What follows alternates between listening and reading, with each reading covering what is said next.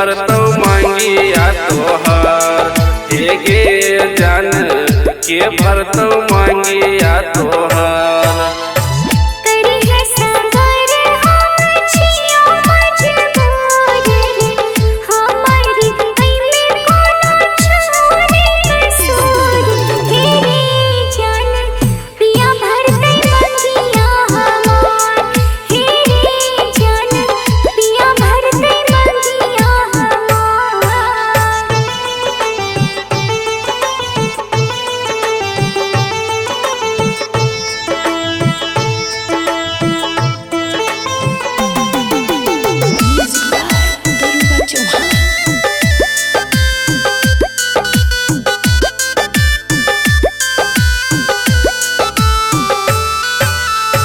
जहिया जे तू जाने तोहर बारात गे, केकरा से करबै हम मीठी मीठी बात, हे गे जान के करतौ तोहर कन्यादान, हे गे जान के करतौ तोहर कन्यादान।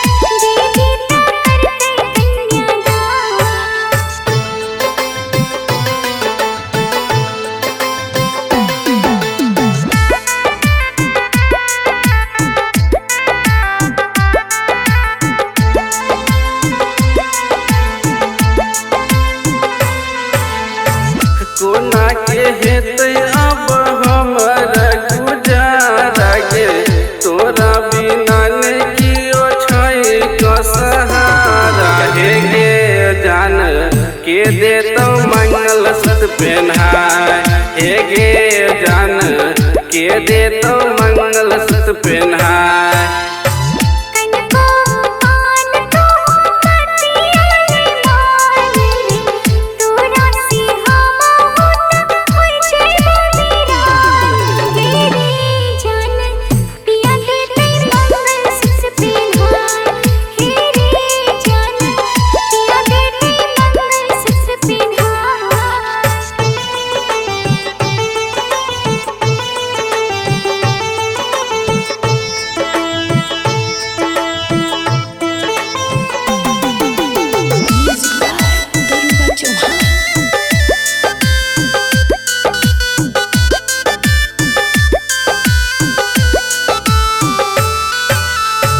प्यार के बंधन अब